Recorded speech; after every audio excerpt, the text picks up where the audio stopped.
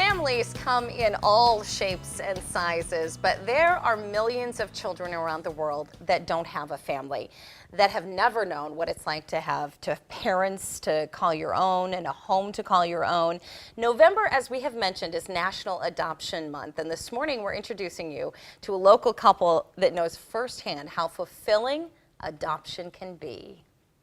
That one? Photographer Sammy Rigelsky and her husband Joe, a youth pastor at First Free Church in Onalaska, admit their fairy tale marriage didn't exactly have a fairy tale start. I was 20, you were 19? Yep. She was a shot girl at Coconut Joe's. I know. And I was an underage patron. I had been in a lot of trouble. Like, I was a real rough kid. And was just really drawn to her. She was actually illuminating in my world. She totally was glowing. They exchanged numbers, and Joe didn't waste any time. I was living with my parents at the time, and my dad said, somebody named Joe has called you like 6 times. And I think it was the 3rd date, and she had walked past me, and I just blubbered, "I love you." And I'm like, I'm the biggest weenie in the world. But it literally came out of me with like a deeper meaning. When I say that, I mean I want to be a better man. But here's how ghetto I was. I was like, I want to prove it to you. Let's go get tattoos. So I got her name tattooed on my neck, 3rd day of knowing her. And she got my name tattooed on her back, 3rd day. 6 months later, they got engaged, and 6 months after that, they said, "I do." Our wedding was amazing. It was in her parents' living room. We wore what we were wearing the day that we met, so he was wearing his like Nautica. The big Pelly Pel. Yeah, vest. and I was wearing my Sneakers Coconut Joe's t-shirt and a pair of jeans. Yeah. Children were always in the cards for Joe and Sammy. As I started getting into the Bible, and I stumbled across a passage that said that the greatest blessing we can receive this side of heaven is children. Now we have a few. Ayana is going to be 14 next month. Callista is 13. Dorian is 10. Roman is 8. Sailor is 6. And Oxton just turned 4. 1, 2. 6, biological, or homegrown as they call them. And though not technically adopted, they've grown to love and support Jay Vincent, a boy from Haiti they met years ago on a mission trip. And we count him as one of ours too in Haiti, and he is going to be 13 next month. Life with this many people under one roof can have its ups and downs. Whoa! But for Sammy, there was still room to grow.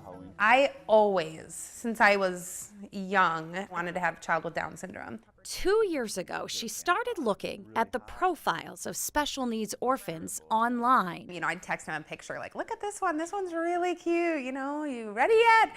And it was just kind of always like, no, not there. Until one day out of the blue, Joe pulled up his Facebook page to see this face staring back at him. And I clicked on it, and I started reading about this little girl who was abandoned. She has special needs, so this girl's broken my heart. What do you think? The second I talked to Sammy about it, Done for. basically we're in the adoption mode. So I messaged the agency that she was listed with and just started the process. And then they kept sending me more profiles of other kids. Other kids, yeah. And I was like, yeah, 2. I mean, we're already going to China. I mean, come on, why not, you know? I was like, what is wrong with you, woman? And what void are you trying to fill? So I ended up emailing the agency and just saying, all right, don't send me any more profiles, please. Like, this is killing me. I'm getting in trouble over here. And they sent me this email, and it said, just this last one. This and one's then your son. This one's your son. And he still said no. Well, let's He talk. did. Yeah, let's go there real quick. So I knew. I was like, this is him. Like, this is the boy that I've been waiting for. And he just said, you know, I just don't think so. And so I let it go. 5 months passed, and they were well into the paperwork for the little girl when the little boy's profile popped up again. I went over to my office and just kind of threw up all my stuff to God, closed my eyes, and within minutes, I saw us opening both doors to our vehicle and putting in 2 car seats and placing 2 children into the vehicle. I was like, oh no, we're gonna get 2. This past July, Joe and Sammy flew to China. Their first stop, pick up the little girl they named Worthy. She's worthy to have a family. She's worthy to knowing love. She is worthy. The nanny handed her to me, and I just lost it. I mean, how do you not? She just snuggled right in. Is that really him? That's really him?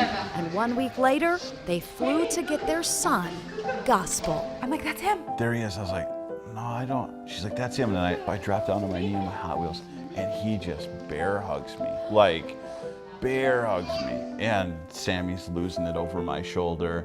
And so anyways. Worthy was like touching his arm. She's so like, sweet. Yeah, they patting him. kissed each other. Like, Yeah, so sweet. she took his hand and kissed his hand. And They have a sweet little bond.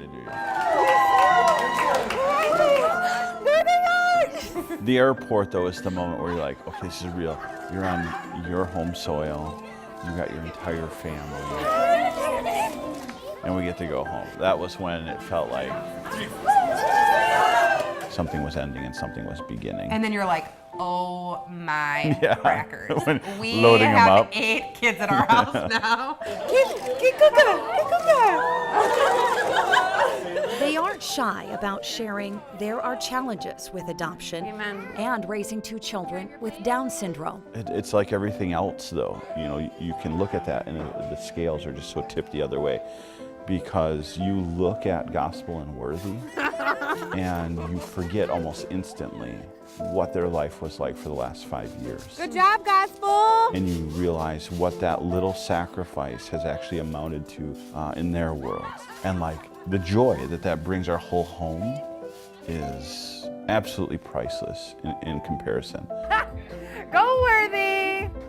They act completely different. They're so full of joy and so full of spunk and zest, and you're just like, man alive, had we said no, what would they be doing?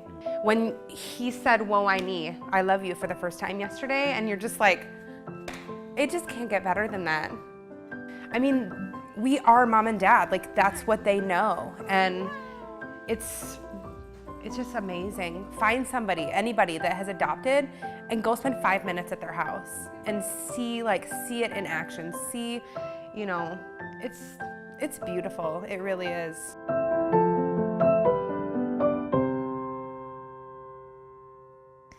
Such an amazing family, and this sort of meant to be adoption, that both of them, it has another twist to it, because adoptions can be really, really expensive, and that's sort of the one downfall about adoptions, is that people can't do it because of the money situation. And the Rigelskys were sort of in that situation. They signed up to adopt not exactly knowing where the money was going to come from.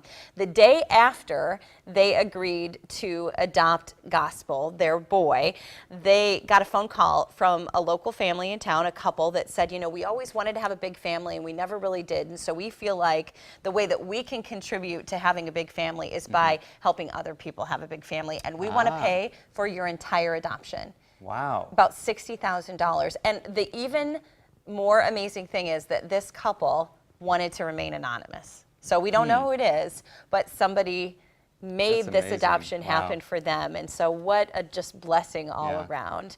Adoption's really cool. And if you're interested, there's several local organizations, Catholic Charities and Lutheran Social Services, where you can find out more information.